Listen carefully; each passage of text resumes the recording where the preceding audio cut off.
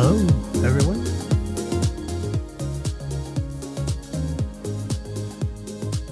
It's Monday. Can you imagine? Monday madness at the stores. Oh, yeah. I don't think so. I don't think so. There we go. I'm on the left. How do we get rid of this? No, I'm on the right. I'm on the left. We have to swap cameras. Come on. You can do it. There we go. So now we have that business on one side. And we have to skinny this up a little bit. Yeah, so everything fits. Okay, so it's Monday, December 22nd, 23rd, and 24th. So not many days. From Boca Raton to Fort Myers is a 2-day delivery. So if you get something and want to send it to someone in Fort Myers, you can ship it today and it'll get there before Christmas. Not guaranteed, but it'll get there. We just send something and it'll get there tomorrow for $11.35. Here's a package about 12 inches by 14 inches by 4 inches. A couple of pounds, couple of 3 pounds. $11, $12, $15. It's over there.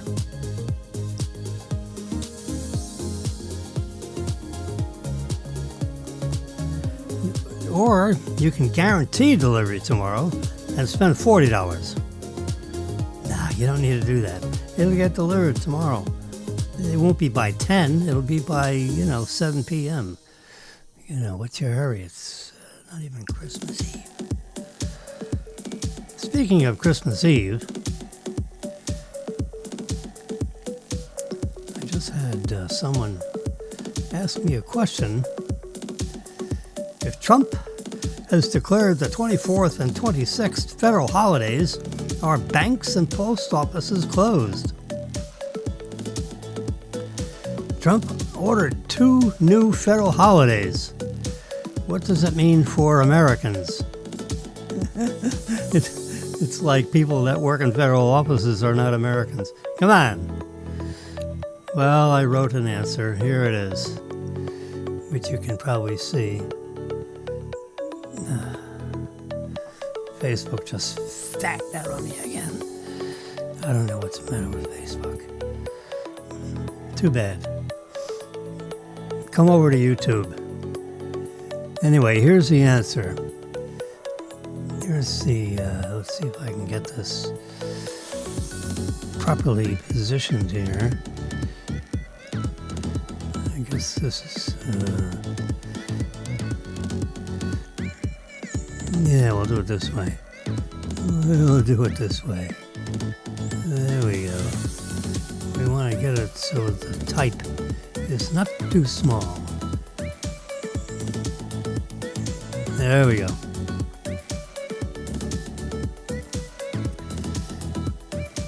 So my answer back was, banks are not federal offices, and their employees are not federal employees.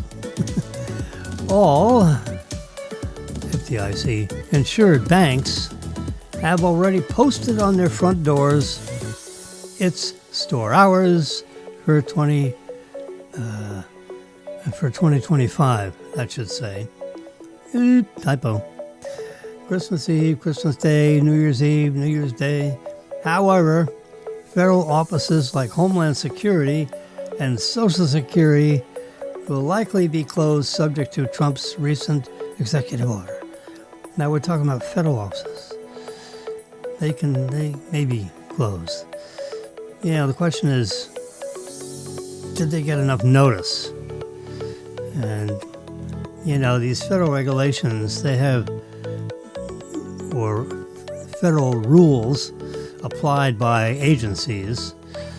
I need to change this stupid thing. Copy it. I'll put it here. I'll have to paste it because I need to make that a 5.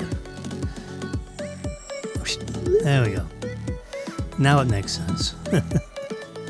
Because I stay later on.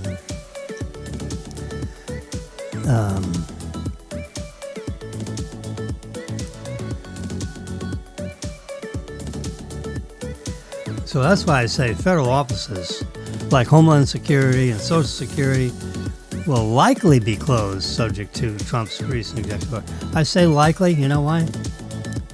Because there may be some other rule or regulations where, there's a conflict. They had to post on their websites a month in advance.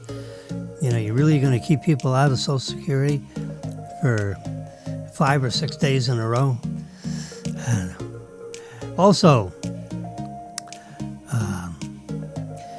there is a current Federal Reserve regulation or rule that financial institutions cannot be closed more than 3 days in a row, meaning Friday, Saturday, Sunday would be permissible. Saturday, Sunday, Monday would be permissible, but not Thursday, Friday, Saturday, Sunday, as this would be 4 days in a row and would place an undue hardship on folks having access to their banking activities, like opening accounts, closing accounts, moving accounts, getting into their safety deposit boxes, all kinds of, I used to be CEO of a bank in my history. And I remember us as a bunch of board of directors saying, hey, why don't we stay open, Friday, Saturday, Sunday, Monday. And I remember looking it up, and federal institutions cannot be closed. They can only be closed 3 days in a row. I mean, in theory, it could be Tuesday, Wednesday, Thursday. Now, I've never heard of such a thing, but because then it could be open Friday, and then it could be closed again on Saturday, Sunday, and in effect, you could have Monday off also, so it could be closed Thursday, Friday, Saturday, Tuesday, Wednesday, Thursday, and Friday, Saturday, Sunday. No. It could be closed Tuesday, Wednesday, Thursday, and Saturday, Sunday, Monday. Remember, because then it would be open for a day, so that would be not 4 days in a row. Can't be closed 4 days in a row. I mean, that's a long, hard rule dating right back into the Great Depression. All that stuff that happened with people jumping off of buildings and stuff. So, now federal offices, banks are not federal offices. Now, banks often follow federal holidays. Usually. As long as it doesn't get in the way of the 3 day in a row rule. Meaning, no, on 4 days in a row. Now, maybe Trump's, executive order overrules that rule. And maybe Trump's executive order overrules the rule that you have to post it, with 30 days notice. They're all when you're dealing with people's money, particularly after, we had all this business with, the Great Depression and all that. And banks closed their windows and prevented them from taking out money, or else the banks would fail. And that became a problem.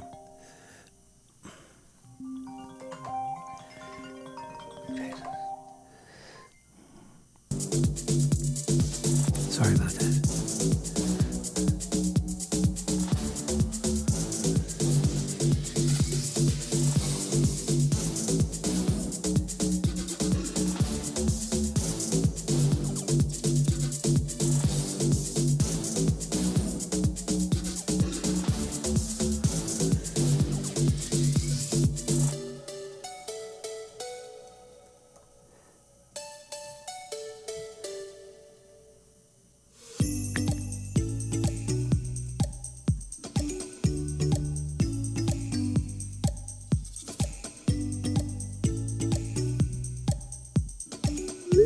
Someone just sent me a text and said, "Oh, too bad that the Houstons in Fort Lauderdale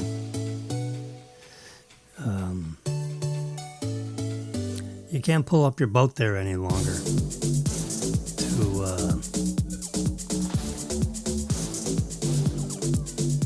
go to the restaurant. They have a dock there, but you can't pull up your boat there and get out of your boat to go get food. Or they won't deliver the food to the boat, or both.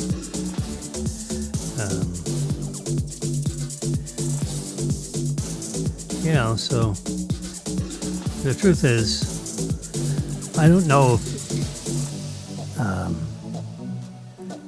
if they actually had some kind of an accident, at Houston's, or whether the premiums they had to, or maybe they did, and then their insurance premium went up. And then they created a rule saying, you need to stop here for an emergency, that's fine, but you can't frequent the restaurant from the boat.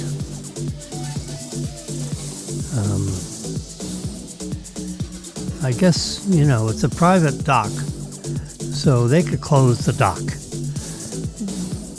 I don't know if people that are on the Intercoastal have some kind of supremacy rule over dockage. I doubt it. It's private property. It's a private dock. The dock has to, comply with docking rules. They could remove the dock. That would be pretty adverse. And you'd have an ugly... You'd have something where, there's all kinds of procedures for removals. When you get inside that Army Corps of Engineer business, so they can close their dock. That's for sure, because it is a private dock.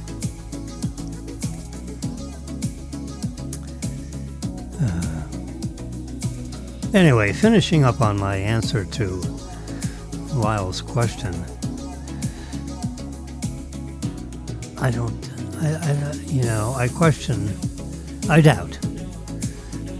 that this executive order is certainly going to apply to federal employees and federal offices. That's a likelihood for that. Because after all, he is the chief executive of the executive branch. And the executive branch sets, through all its agencies, sets all these regulations and rules. A lot of these things are rules. They're not actually federal regulations. Now, without being a lawyer and not being 100% familiar with all the rules and regulations of the Federal Registry, my guess is Trump could close some or all of his federal offices for Thursday, Friday, Saturday, Sunday. Wednesday, Thursday, Friday, Saturday, Sunday. Wednesday, Thursday, Friday, Saturday. That'd be 5 days in a row. Oh yeah, no. I don't think the Fed, the agency that's responsible for the money system, they don't allow 4 days in a row. They surely aren't going to allow 5 days in a row. Now, Congress could pass a law saying, from now on, Christmas And Christmas Eve will be considered, we're going to take the whole damn week off. Monday through Friday and 2 weekends. So you got 9 days in a row. Everybody's closed for 9 days in a row. You know, it's like in Europe. You know, like in Spain, they close up for the summer. I mean, they have some, wacky rules. Mexico has some wacky rules too.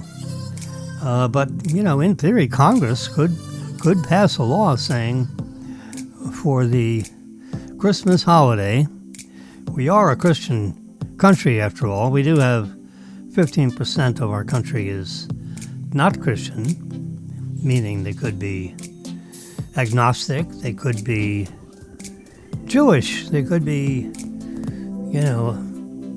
whatever other religions around the world, because we got a lot of people from a lot of different places that live here and that are citizens, and some are on green cards, some are whatever.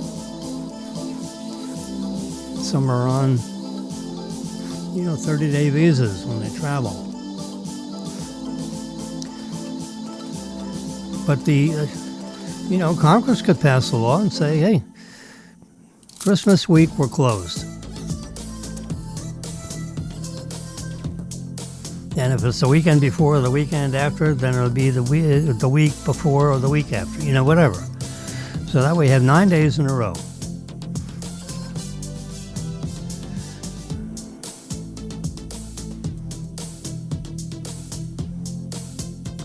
I don't think, would Congress pass a law saying we're closed Christmas and New Year? They're a week apart.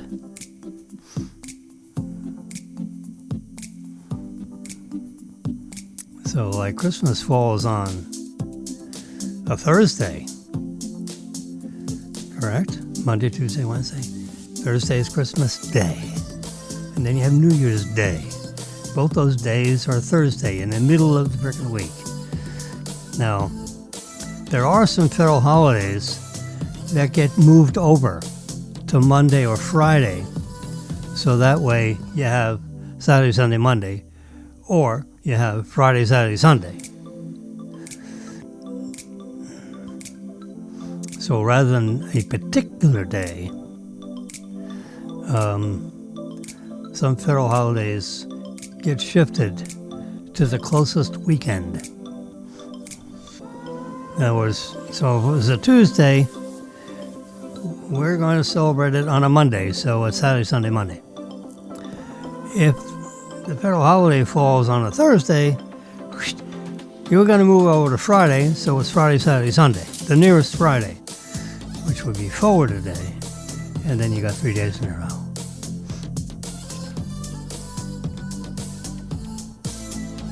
But there is no provision for a 4-day closed in a row. They could pass a law. Yep. And then, the congressman would have hell to pay if someone was too many people were bitching. That would be an undue hardship because they wouldn't have access to their money. All the ATMs out there, you can get up to $400 or $600 per ATM withdrawal. Some banks could increase that to, $1,000, let's say.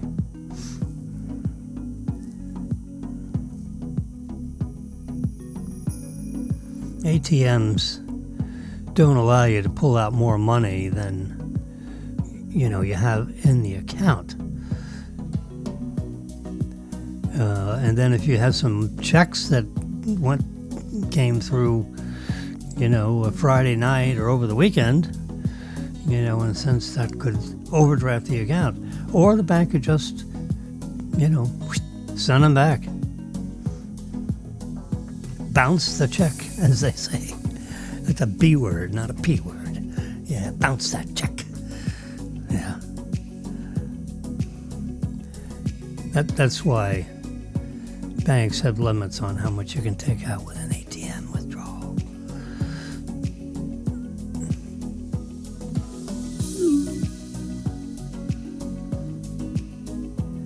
I think I had my limit increased to 600 hours. I think Seacoast has a $600 limit. You know, they can put whatever the hell kind of limits their rules and regulations feel like. You know, their internal, rules. Not necessarily federal rules, just their internal administrative rules and administrative regulations. As a banking company, they can say, yep, no more than 400 hours. No more than 300 hours a day. And if it's over a weekend, only 300 hours for the entire weekend. Now, you could take out money Thursday and Friday, 3 on Thursday and 3 on Friday, so you'd have 6 for the weekend. 100, that is.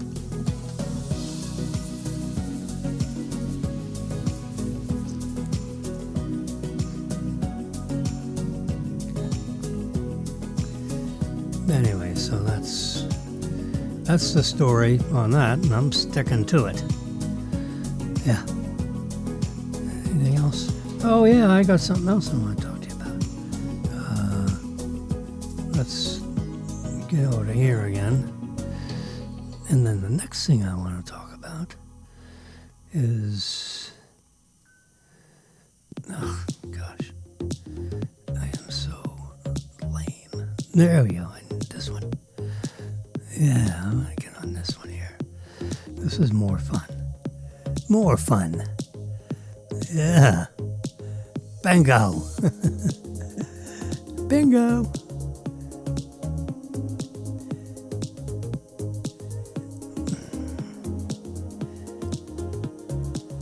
See if I can get this to full screen mode. Oh, come on, Jimmy. We know where we can get this. Yeah, I got it on in my photo album. This is the most recent one. And we can see it all. There we go. You can see that edge to that edge. Yep. When did I make this? I made this up on Sunday, December 21st. At 10 a.m. That's how dedicated I am to the Powerball lump sum. I get so many questions about this. It'd make your head spin. Well, no one won the lottery on Wednesday, and the lottery estimated jackpot value was $1,200,000,000. Can you imagine? Which, after taxes, there's a 24% withholding, which would bring the 687 lump sum down to 522. Oh, poor baby, you only get 522 million. And of course, that's taking out the 24% withholding. Kind of like a withholding on your paycheck. Then you may be liable for an additional 13%, taking up to a total of 37% income tax. Instead of 24% withholding, it'd be a 37% tax, which would be 13% more than the withholding, which would bring your lump sum down to $433 million. Oh, poor baby. So it's about 80. What is that? 89 million. So you have to put 89 million in the side pocket, so that at the end of the 2026 tax year, well, so that your 2025, because you'd be taking, I think the tax rule is if you win the jackpot, you got to take it. You can't hold it over to next year. You got to take it. So drive up, if you're in Florida, Drive up to Tallahassee and get your damn check for well, right now it's $554 million in cash. It's actually could be $668,800,000 due to the 24% withholding. So even though the lump sum payout is $880 million, no, you're not going to get $880 million. Even though the jackpot is estimated at $1.6 billion. Sunday, Monday. You got 2 days. So in 2 days, the jackpot raises $100 million to a total of $1.6 billion, which the estimated lump sum payout would be $880 million. That's rounded down to about 55%. About 55% based on current estimates and all this stuff, financial stuff. Because in theory, the jackpot is $1.6 billion, which, let's get our trusty calculator out. 1,600,000,000. Too many O's. 1.6 billion. That's what that number is. It's like, that's like a number a lot of people can't contemplate.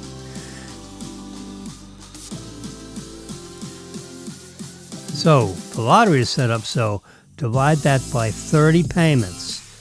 That would be if you take the annuity. Now that means you get 53,333,000 once a year. And they give you the first check up front. And then you have 29 more years. See, now when the jackpot gets so big, that's not a bad idea. It may not be a bad idea, and you're the sole winner. It wouldn't be a terrible idea to take that $53 million payout for 30 years. They pay you up front, so it's 29 more years. So in theory, in 1 year and 1 day, you'd end up with over $100 million in cash, probably subject to a 24% withholding. So,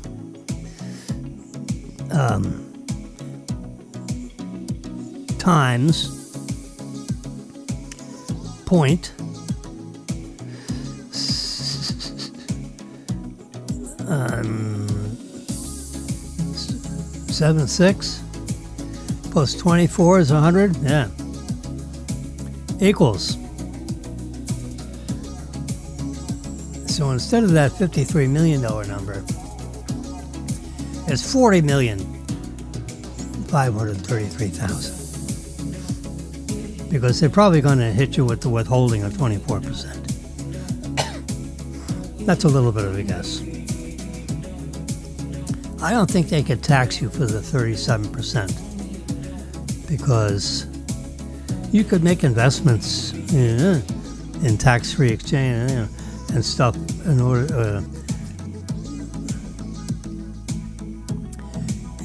to shelter some of that $40 million. But in any event, in 1 year and 1 day, meaning today plus a year and a day, you'd end up with $81 million in change, rounded down.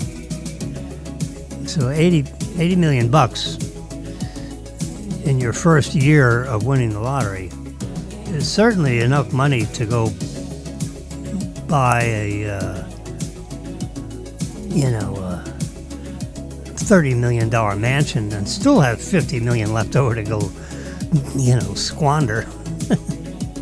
And then bingo, a year after that, bang, you get another $40 million. That's, it's just, now, when you're my age, where am I going? No, we don't want to go there. We want to get back to the photos. Yeah, there we go. I did a spreadsheet. All right, I'll show you the spreadsheet, just so you don't think I'm kidding you. There's the spreadsheet. I have to shrink it down so it'll all fit in the window here, because this window is a little bit small.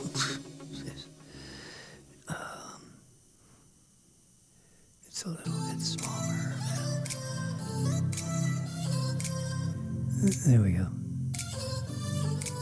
I have to grab the handle on the right. There we go. Oops. Oh, yeah, there we go. That's the magic tool. Just the reverse pinch. There we go, and I can slide it around a little bit. Yeah. So there's my spreadsheet. And if no one wins tonight's drawing, I'll move down to number 4. The Wednesday Powerball of December 24th. How about that for a Christmas Eve present? And, it'll go up to, maybe it goes up to, let me show you how easy this is to do. Just put 1,750,000,000. Let's just be, is that enough zeros? Nope.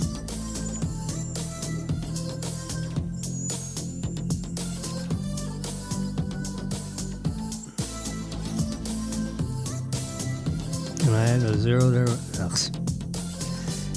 All right. 1,750,000,000. I don't even know how to do all the zeros. There we go. Now everything else is formula driven. So what? Oh, it's already done. There you go. You see? All I got to do is put in the magic number and bango! We've got, and then Wednesday,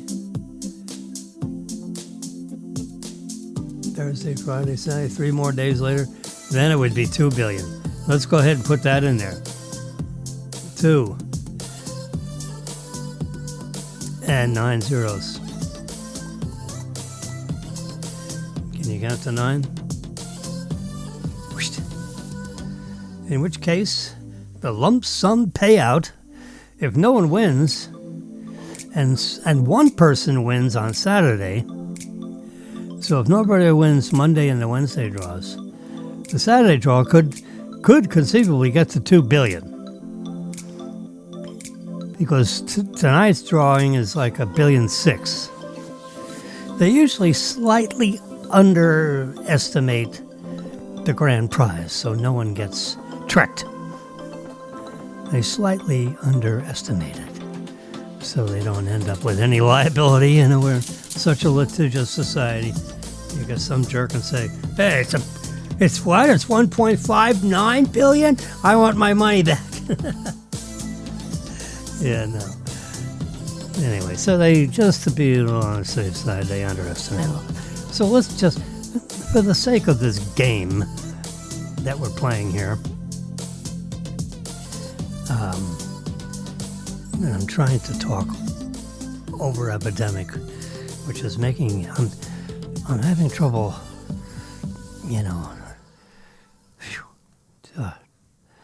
I can barely hear myself think. Over the epidemic sound instrumental that's being pumped into my headphones. You see my headphones? Yeah. I got my super duper Sony headphones, which gives me full coverage. And they're so soundproof. You can't hear nothing. Hardly. Someone can scream right in your face and you can't hear it.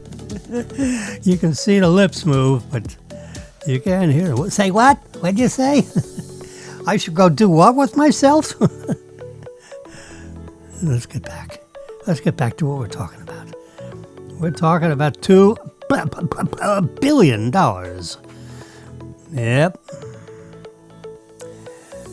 And if that were the case, the lump sum payout would be $1.1 billion.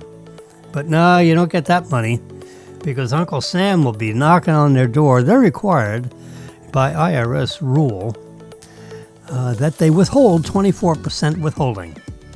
That's like the standard SOP for lottery winnings. So that would mean Uncle Sam would get, a couple $100 million, almost $300 million sent to them. But you'd get $836 million. $836 million in cash. Do you know how wealthy that is?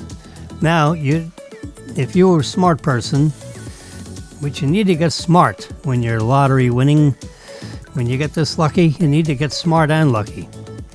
And the other thing you should do is the difference between the $836 million that I have projected, rounding down, and your total tax liability, which could be upwards, around $693 million. Let's just say $700 million. So $700 million from $836 million is $130. So put $140 million in the side pocket. Naughty mustn't do. Just leave it alone. Put it in, your attorney's escrow account. So that when you do your tax return in the year in which you receive this lottery winnings, which would be in 2025, you got plenty of time to get there before New Year's Eve.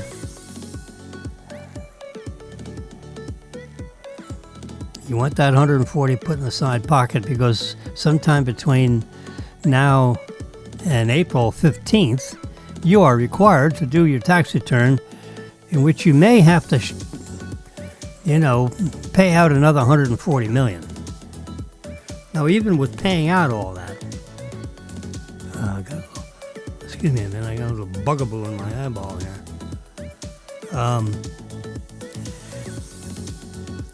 You'd still, after all those taxes, up to 37% of those winnings, which is considered earned, you still get, $690 million in cash. There are not many people on the planet that have $690 million in cash. Neither would you, because the fool that you are, you'd spend $100 million. I guarantee it. Or you'd give away, you're going to give away to this and that. So, at my advanced age, let's just do another calculation. Can you imagine 2 billion? Let's get my calculator out. Yeah, can I put 2? Come on, calculator. There we go. My fingers are sticky fingers. 2 billion. 2. 1, 2, 3, 4, 5, 6, 7, 8, 9. That's 2 billion, right? Let's divide that by 30. $666 million. So that means in a year and a day, you get $66 million day one, and then 29 more payments beginning a year and a day from today, if it was today that you started this annuity. I think you got 6 months to, declare your winning ticket. Can you imagine? Here you are, sir. Here's my $2 billion. How do you walk in there with a $2 billion ticket? Yeah, someone hit you over the head. Holy mackerel. Yeah, it'd be pretty scary. I would hire security. Plainclothes security. I'd want to be surrounded by some big folks, with armor-piercing Kevlar jackets, to hire 5 of them. So that way they can get around you and, no one could shoot you or overtake you or something or other. When you're going to hand in a ticket, and let's go back to where we were. We were at my actual spreadsheet. I think the biggest lottery ever is actually bigger than 2 billion. I think it's like 2.1 or 2. I think it's slightly over. I don't think it's 3 billion. I think it's slightly over 2 billion. 2 billion is enough, sir. You can have everything over 2 billion. No. They got to give you what they got to give you. And you'd end up with almost 700 million in cash. Let's put it in here. 2 billion. 150 million. Let's try that. Is that the right number of zeros? Yes, it is.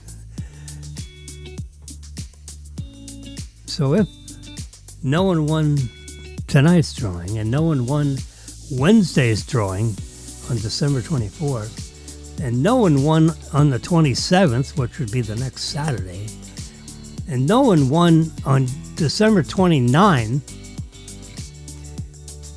or someone won on, that'd be Monday, they'd walk out with $744 million in cash, after-tax cash. You couldn't, there are not many banks that would allow you to take $744 million as a deposit. Oh, just all of a sudden. That's almost $1 billion. Yeah. So let's say, since we're playing this silly game, 2 billion. So Monday, Tuesday, Wednesday. How many more? So it's 2,300,000,000. There you go. 700. We gotta increase that. There we go. Let's make that 2,000,000,004 since we're playing. Now let's make it. It's still too much. 350. There we go. See how fun it is to play with a spreadsheet. Yeah. This is called What If Scenarios. Let's make it 2,330,000,000. All right, we're getting close. I'm just trying to make that 800 million in a nice round number. 225. There we go, 805. All right, let's make that 820 million. Change that 5 to a 0. And now we're 803. Do I hear 803 million? Let's just leave it there. That's close enough. Oh, Lord, is that crazy or what?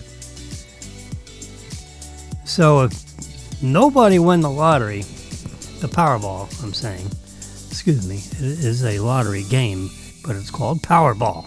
This is the Powerball lump sum after-tax payout calculation. Yeah. These are all rounded down approximations.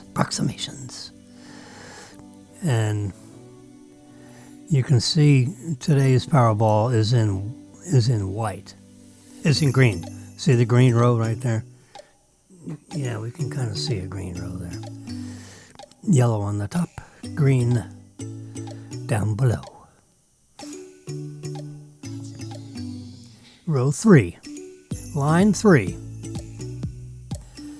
Yep. Line item 3. I should call that row instead of line. Let's do a little expando on here. And there we go. We're going to row. R-O-W. There we go. Row. Row, row, row your boat. There you go. Row 3. Yeah, this is row goes this way. Columns and rows. Yep, that's the vernacular of the spreadsheet people. I'm told. I am spreadsheet people, by the way, as you can tell. Because this is not real complicated. It's not real. It's not complicated at all. It's laborious. Of or pertaining to lots of labor, laborious. That's one of those SAT words, huh? It is comprehensive and laborious. It's not though comprehensive, but it is laborious. It takes a lot of time, to set up the columns and have the right fonts here. You got to put the column headings, so they're easy to read. And even if you don't know what the hell's going on here, you can see the first column is the lottery day. And then you put in the day of the week. Powerball goes Monday, Wednesday, Saturday, I'm told. So you have to pick up the dates off the calendar on what Monday, Wednesday, Saturdays are. Counting backwards and forwards from whatever day you have on here. I got 7 line items here. I took it right to year's end. Now, what if you won it? Now, this would be an interesting tax question for all you smartasses out there. I'm serious. Think about it. What if you won? On December 31st, the drawing is like at 11 o'clock. Everything's closed. You couldn't possibly get the check, and you certainly couldn't deposit it. So, would that be 2026 earnings, or is that 2025 earnings? In which year? In which tax year? What's the rule? There has to be a rule on that. Would the IRS have to make an exemption for you? An exception? Or would you owe the tax in 25 because it was actually 2025 earnings? Regardless of whether you actually have access to the cash or not, I'll bet you that has to be included in your 2025 tax return.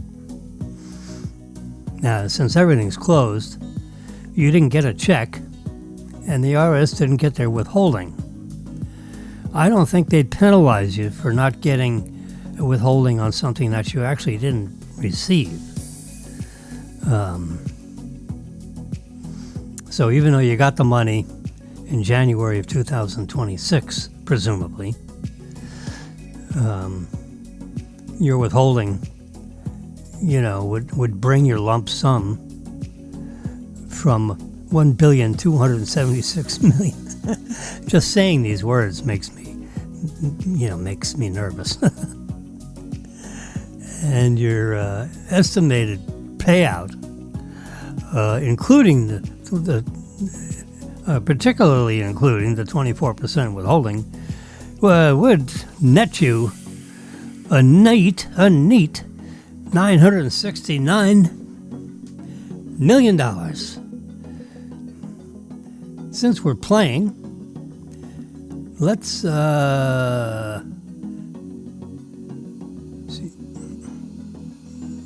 There we go. Let's put another. Let's put. Come on, James. Spreadsheet. Let's put another 100 million in there. There we go.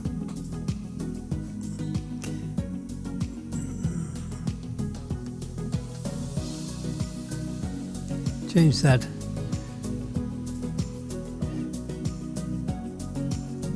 There we go. Yeah, now we're talking turkey. We're giving you a Christmas, a New Year's bonus. That'd be $2,410,000,000 jackpot Powerball on New Year's Eve. And guess what? Your payout would be $1 billion in cash. $1,007,038,380,000. Almost forgot those last three zeros. Yeah, that'd be $1,007,380,000. Let's just round down to 1 billion. Let's play. Since we're playing, change that to an 8. 08. There we go.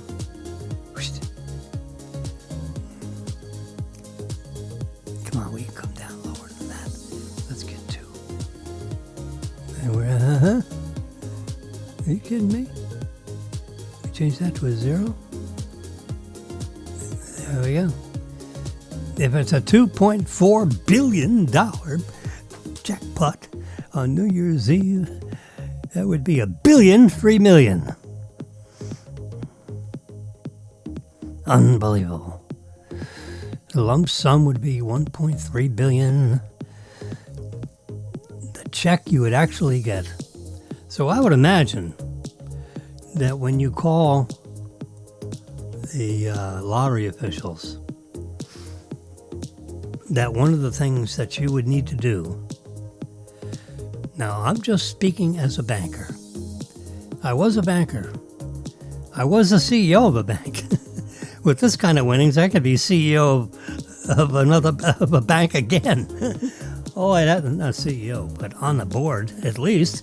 Say, hey, I'm going to put $500 million in your bank. I'm on the board. No, thank you. I have too much cash. I can't afford to be on the board because I might get sued as a board member.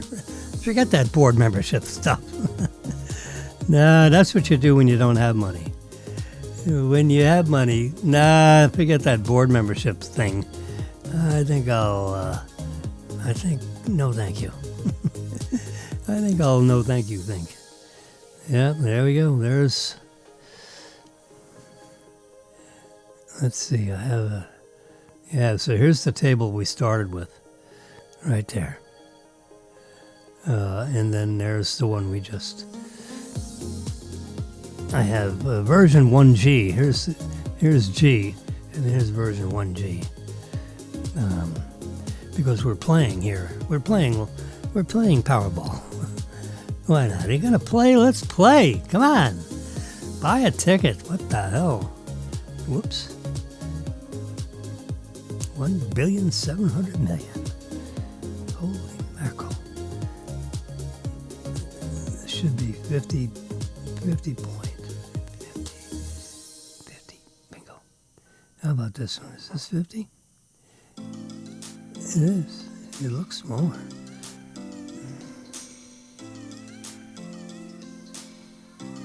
You can change the row height.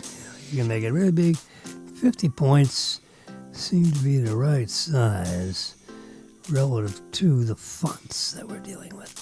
There we go. Whoops, let me touch the edge of it. And we get all... See, I can spool up like this, and then we don't have to look at all those numbers. We can just... How about that? Pretty cool, huh? I can pull that down.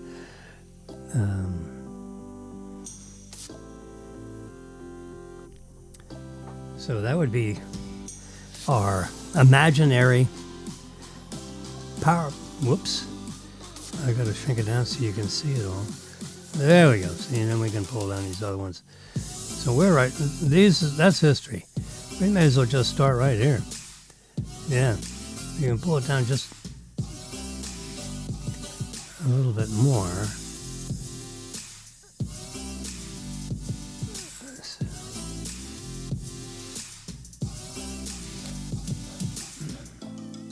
That's what we should do to this one. Yeah.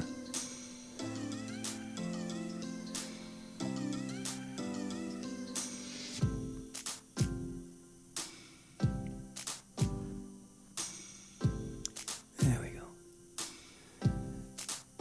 So now we have a little space between there. There you go, just like that.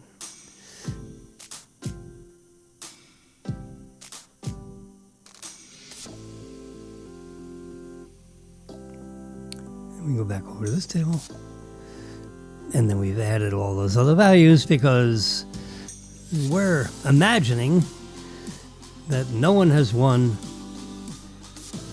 Here we are. We are in current world of. Now we don't know if the estimated jackpot value is 1.6 billion. I've already bought a ticket, and it is neatly encapsulated in this envelope. And within this envelope,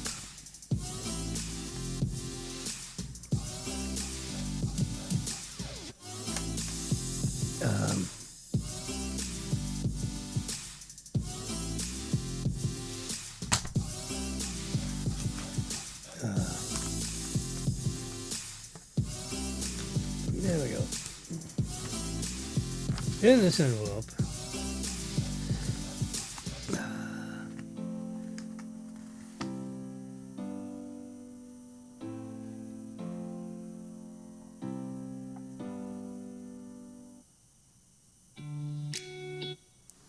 no, that's not it. I'm pretty sure I bought tickets. Can you imagine? But officer, I thought I bought tickets.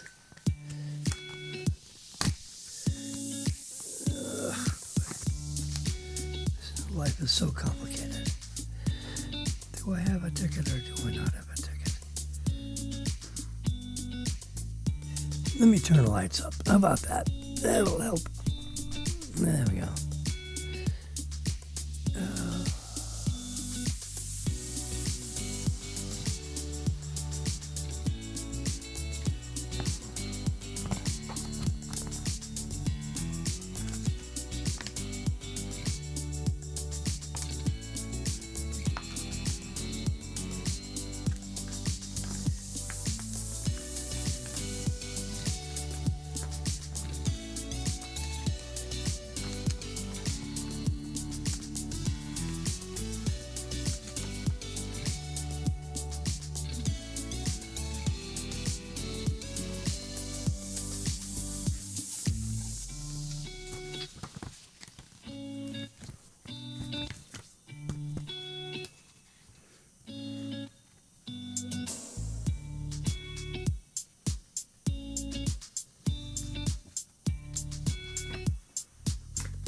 Change that. I did not buy my tickets yet. Yeah, we are ticketless. I thought I bought them already. I did not. These are tickets that, these are old tickets.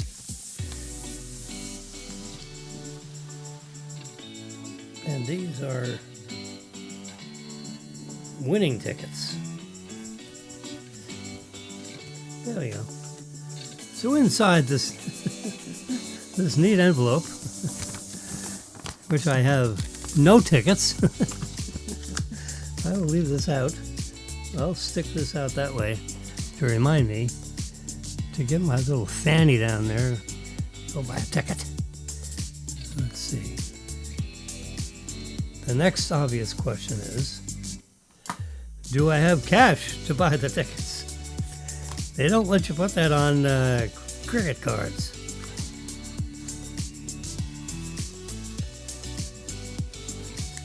Yep, I got cash. So, we will play.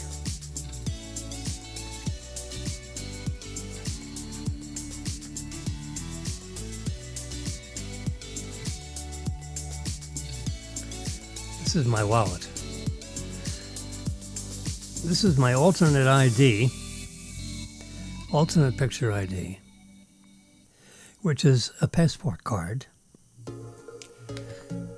And this, in the black, is my officer. Here's my driver's license. Would you please pull it out of that container? Yeah, so it's in a nice silicone case. And then this one, tap, tap. You know, you got this tap, tap thing on the cashier. Those are my debit cards, credit cards, debit cards, actually. No credit here. We're a strictly cash business. And if we win $1.6 billion, my debit card be good for up to $540 million. I don't think so. Oh, anyway, so I was explaining to you that I would imagine, you know, the first thing you do, if you think you have a winning ticket, it would help if you buy a ticket. I don't think you can win unless you buy a ticket. I think there's a regulation about that. But officer, I thought I bought a ticket. Yeah, get out of here, you stupid old fool.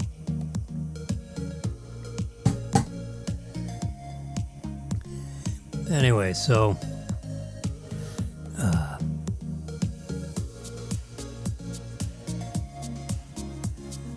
there we go. So they estimate the jackpot at $1.6 billion.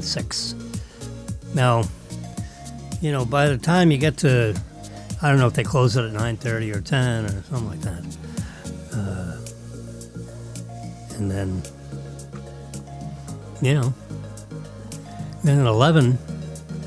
I think it's, you know, 11:05 or 11:03 or something goes on television, televised around the planet. See who wins the $1.6 billion ticket, which would pay roughly $668 million. So I would imagine that the lottery officials would say, sir, preliminarily we have verified that you are likely holding a winning ticket. You need to put that in a very, very safe place. Now, it's not a winning ticket until we actually receive it in Tallahassee headquarters. So you have to get here with that ticket.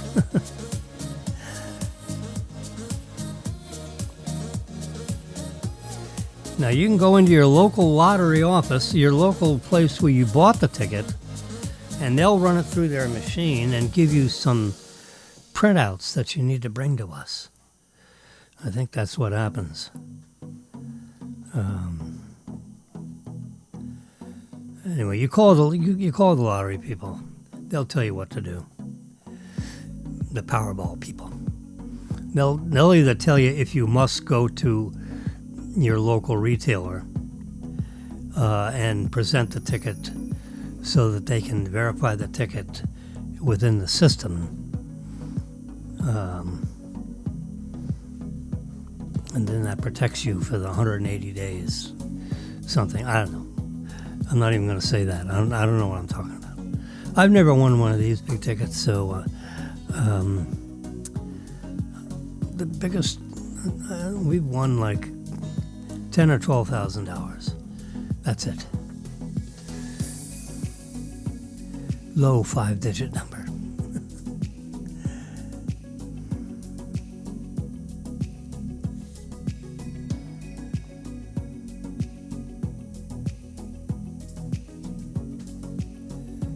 And, you know, but with that experience, which was a number of years ago, I remember the lottery people saying, you need to present this ticket in Tallahassee. And until they actually receive it, you haven't claimed the prize. And therefore, the prize is unclaimed. And in 181 days, the ticket is void. So we need to do this right, sir. Okay, what do I do? What do I do next? What I believe you have to do is you need to open up accounts in, let's say, 10 banks around town. 10 banks around town or out of town, whatever. 10, not 10 branches of the same bank, 10 different bank accounts. I'm making up the number 10.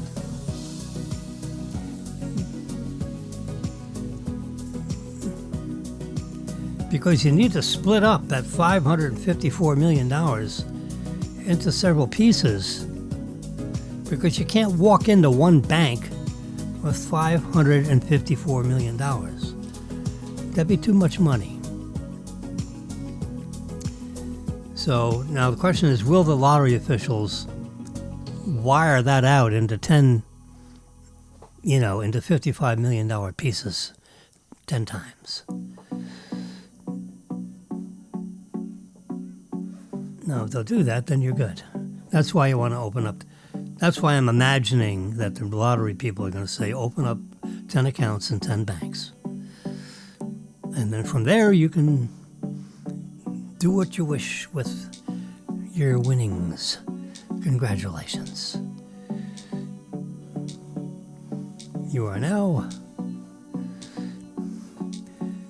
a $554 million person.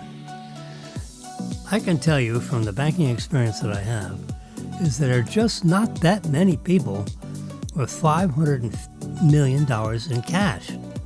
They may have $500 million in all kinds of things. They may have $2 billion in things. Office buildings, shopping centers, whatever.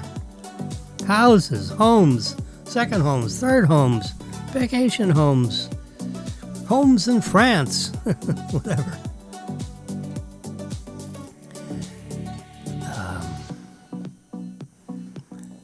But cash is king. You know, you got $500 million in cash. That is a monstrous amount of cash. So,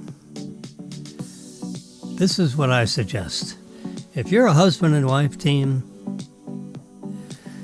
that you give each other, you split it up, so, you're husband and wife, so you file a joint tax return, So, you give each other $150 million. That's $300 million. That means you have $250 million that, neither of you have done anything with yet. So what my notion is that from that $150 million that we've given each other, each, $150 for you, $150 for me, then from that $150 million, we're going to keep that static.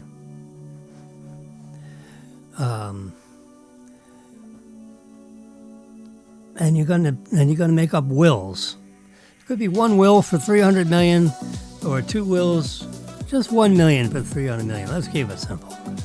And then you're going to have a $254 million left over, because the two of you are going to keep $300 million just for the hell of it. Because we're going to buy a nice house here, and maybe a nice house there. Yeah, who the heck knows? Buy a nice place in Animal Kingdom. Yeah, that's not a bad idea. Drive up to Disney and stay in your own place or a nice condo. Of course, you'll have people. When you have money like that, you have people. So, if you're going to go visit your place in Orlando, you're going to have an advance team go up there and get your condo all filled out with fresh vegetables, fruits and vegetables. Maybe a couple of hamburgers, whatever. Fresh bedding, right? Nice sheets, nice pillows, whatever. Just the way you like them. Same kind of pillows that you have where you're at. we're at here. On the 8th floor above Chops in downtown Boca Raton, Florida. This is a simulcast, by the way. Although I think at the moment it says a monocast because Facebook went for some reason or other. I have plenty of bandwidth. There is no reason why Facebook ain't here. Except that they said they clicked off for some reason. But not YouTube. YouTube is much more reliable when you're posting content like this, these talkie shows here for 1 hour and 11 minutes and 20 seconds. You see the elapsed timer right there? I've been yickety-yakking about this lottery for over an hour. But it is interesting. It is kind of fun, isn't it? You know, what the heck? Someone's going to win it. May as well be you. How about both of us? Maybe we split it. You take all these numbers and divide by 2. Or divide by 5. They've had, 5, 6, 7 winners at a time. If you go through, lottery history. Lottery is a generic term for all the different kinds of lotteries. This is the Powerball. This is my latest version of this table because you can see the yellow where it says Powerball. On this version, the Powerball is in white rather than.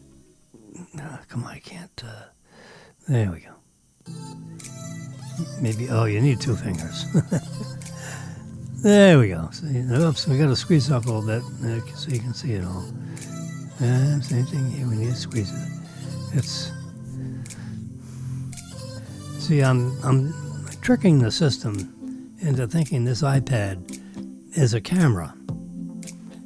This is a camera. You can see my finger. I got one of these neat commemorative coins. Let me show it to you. There you go. See that right there? It commemorates 250 years.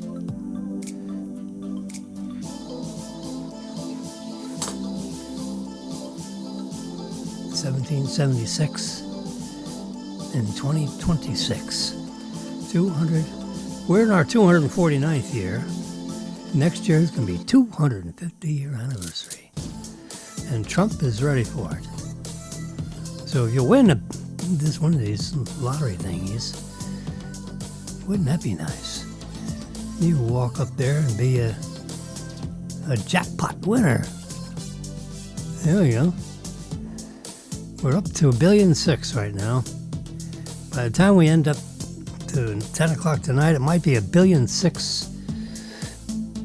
100 million, who knows? $1.650 billion, $1.680 billion, $1.610 billion, something. Anyway, so on the lottery ticket, it usually prints out what the estimated prize is.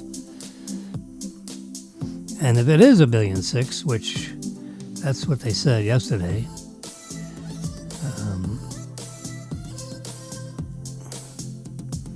your payout, if you're the only winner, would be $554 million. Actually, $668,800,000. That's what, in theory, you could walk out with. Now, will the lottery break that up into, 10 cashier's checks? So you can walk into 10 different banks and make deposits without making them crazy. In theory, you could go into a big bank and give them $100 million today. Give them $100 million tomorrow. You could feed them every day over the week, not weekend. And they could, like Bank of America or TD Bank, a bank that's big enough to receive that kind of check. And of course, you'd have to have special deal with them No holds on that, by the way. No, you're not getting a 6-day hold on $66 million. Nope. If you do that, I'm going somewhere else. So call your boss. Call your boss's boss. Call the frickin' police. Anyway, so the lottery people could divide that up into, let's say, 10 pieces if you were lucky enough to win all of it all by yourself. And but they wouldn't give you $880 million because they have to withhold a 24% withholding. I'm pretty sure of that. So, in theory, you could walk out with 10 $66,800,000 checks. Yeah. I don't think they divide it up into more than 10 pieces. That's a guess. Would they wire it? I don't think they do wires. I don't know what kind of accommodations they give you. I mean, they want you to stand there, and hold this big check, $1 billion. They would take pictures. Most of these games require that you get in front of the TV camera with your big fat smiley puss and show them that you're holding the $1.6 billion check. Even though that's the annuity amount. The lump sum is $880. So they usually have you, with a big check. And then the amount of the money after withholding is $668,800,000. Rounded down to the nearest 100,000.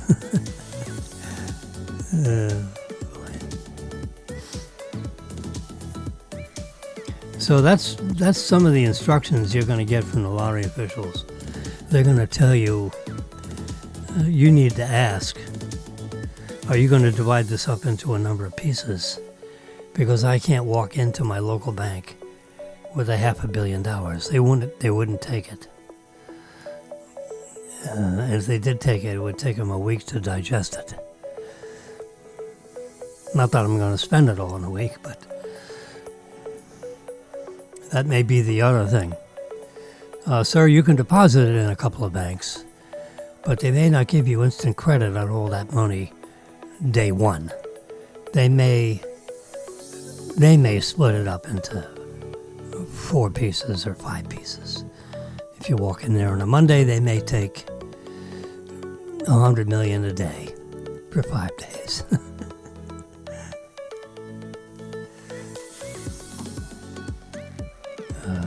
Not having dealt in such big numbers. Anyway, we'll just save that. We'll save this numbers. It automatically saves when you close it. And I have the picture version of it right here in my photo album. Just do a print screen and bam, you got a picture in your photo album. Got all the columns there. I don't have to worry about lousing up a number. Of course, you can't do your what if scenario, but I did that for you. What else is newsworthy today? Let me just do a fast stab at it. Look at this cute picture. I just had to get one to show you that one. This good-looking little girl riding her little pony. Look at the saddle. Beautiful saddles. God knows what that costs these days. And she has her toe. She has her toes right on the stirrup. And there's a little guard in front there to make sure her toe doesn't slip in all the way and then she fall off the horse and break her leg. Now, if you're a bigger person, that toe guard would come out a little further so that the edge of the stirrup could fit right up against that big heel. That's why boots have big heels, by the way. It's not to make you taller, although that is an ancillary benefit. because if you measure from the bottom of the levers to the bottom of the heel, you've added about 1.25 inches. Yeah. Which makes her 6 instead of 5. She's a young one. Yeah, I look at her and say, how old are you? I'm 4, I'm 5. I'll bet you 4 or 5. Something like that. I've had 4 kids, and of course it's been a while ago. Yeah, I mean, it's been like 35 years ago when Daniel was a little whippersnapper. So I have to use my 35-year recollection. Marilyn would be better since she's actually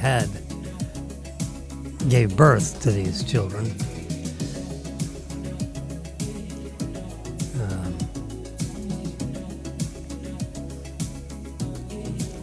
Anyway, those are my favorites. And then here's another interesting little notion. There are things called sober bars.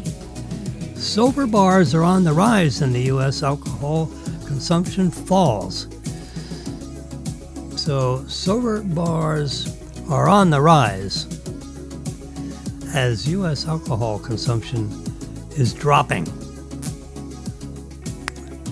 So people don't want slobbering drunks hanging all over you. So these 3 girls at the bar, looks like 2 girls, and the one in the middle is probably a girl. Yeah, or it's a guy with big eyelashes. I don't know. Maybe that's a guy. I mean, you don't even know anymore. I know how Crocodile Dundee determines it. He lowers his hand and gives you a grab in your crotch. And depending on how much of a handful he gets, he knows what your sexual preferences are. Yeah, so look at that sweet little face. I did a little tiny bit of a close-up. I did a little crop. Look at that, nice. The hair, and the hat and everything. Want you to have kids. Go have kids. Particularly if you live in Texas. I don't know that picture is a Texas picture. Will it show me from where? No. It will not show me from where. This is interesting news. Acting CISA director failed his polygraph exam. Federal officials, depending on your rank, meaning the higher the rank, the more often you get polygraphed. Like it's once every couple of weeks. I don't know how long they make you go. It's a routine polygraph, and you got to do it, like maybe once a month. I don't know. That's a guess. But periodically. How about that for a big word? Now, this is the U.S. Department of Homeland Security. That's a sticker on the window. And apparently someone within the ranks of the Department of Homeland Security and the CISA is an agency. We can highlight the words and see what happens in an iOS device. Do you want to copy it? Do you want to see all of it? Which I don't know what that means. Oh, select all of it, sorry. Or look it up. Let's look it up. Now this will tell you the story on Flipboard. Flipboard Topics Politics on the Flipboard. Let's click that one. And it's opening up an article in Politico. And it says here that the acting CIS director. All right, let's see what CISA.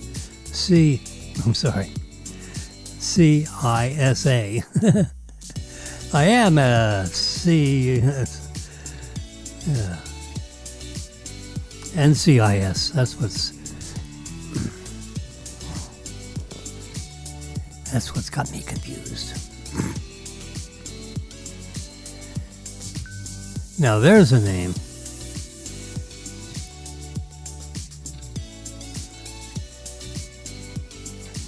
Let's speak it.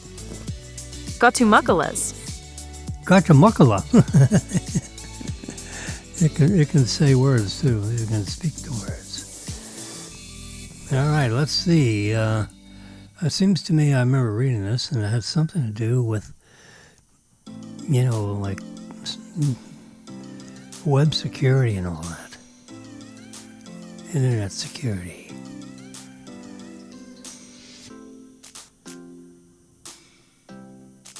An unsanctioned polygraph test was coordinated by staff.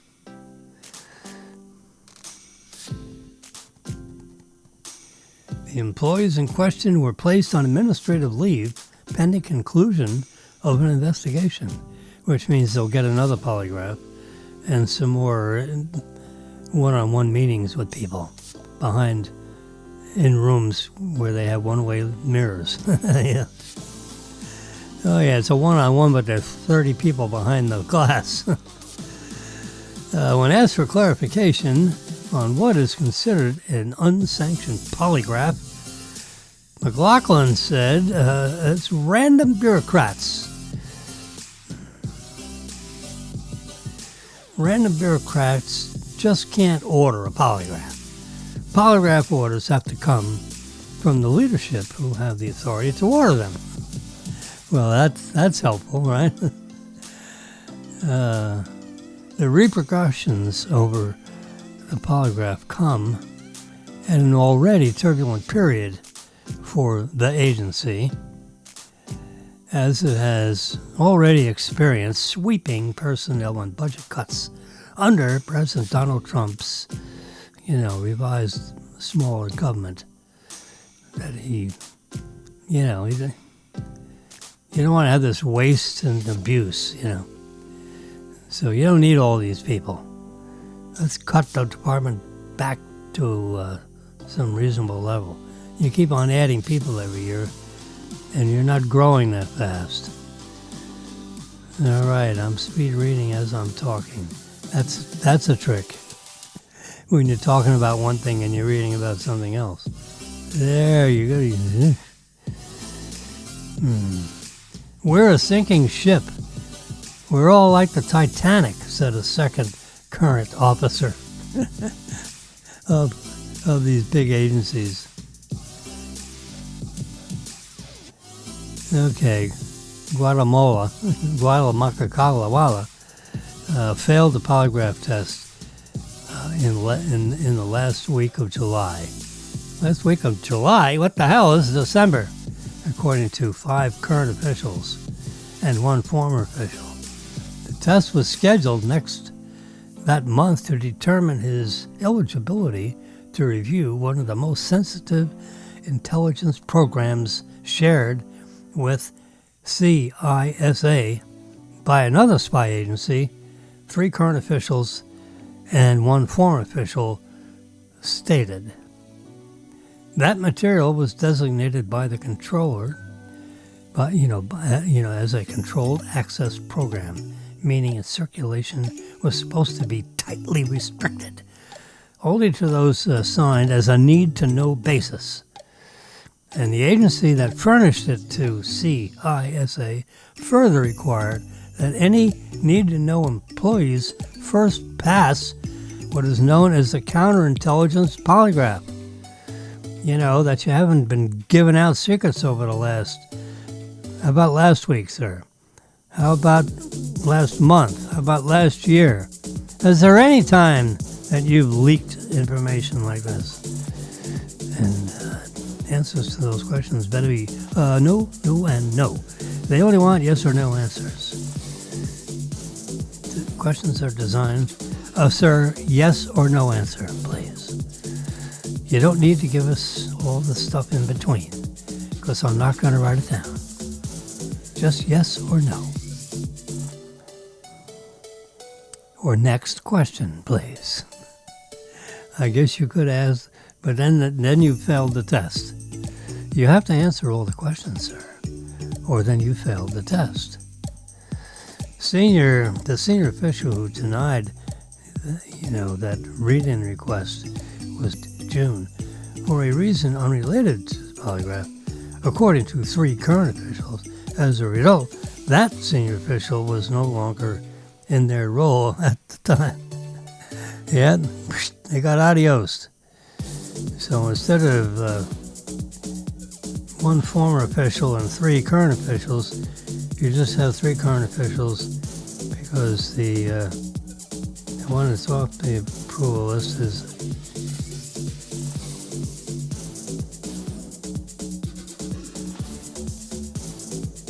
the problem. You need to pass the polygraphs. And they're not difficult questions, by the way. Yeah, they're not that difficult a question. We got to shrink this up a little bit. There we go. Now everyone can see the aftermath. Oh my God! But on August 1, not longer after Guatemala took the polygraph, at least 6 career staff who were involved in scheduling and approving, the test, were informed in letters from Michael, then acting chief of security officer of DHS, that their access to classified national security information was being temporarily suspended for a potentially misleading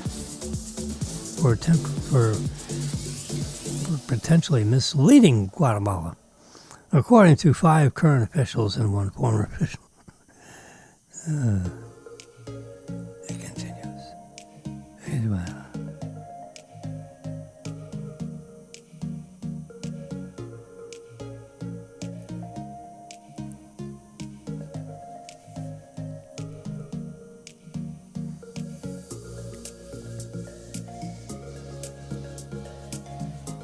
Staffers placed on leave include both senior and junior officials. Jeffrey, the chief of security, Mansoom, the agency's deputy chief, Scott, an executive action officer, Adam, an agency acting officer, Stacy, a contractor in the agency security office, and Brian, an official in the intelligence division.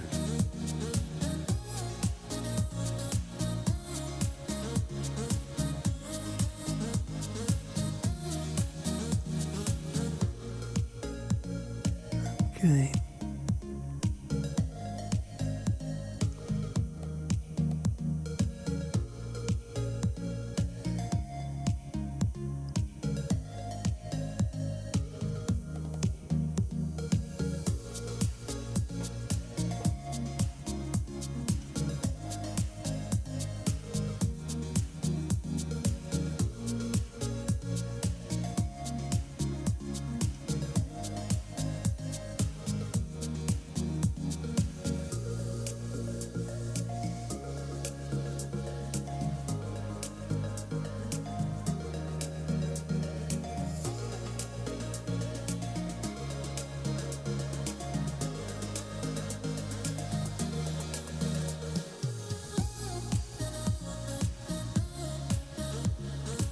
All right, sports fans. It's 1:47. I think it's time to hang it up. What do you think? We need to get back to my photographs, and I need to get back to the photograph that opens the broadcast. Right there. And I need to make it full screen. These are some prerequisites.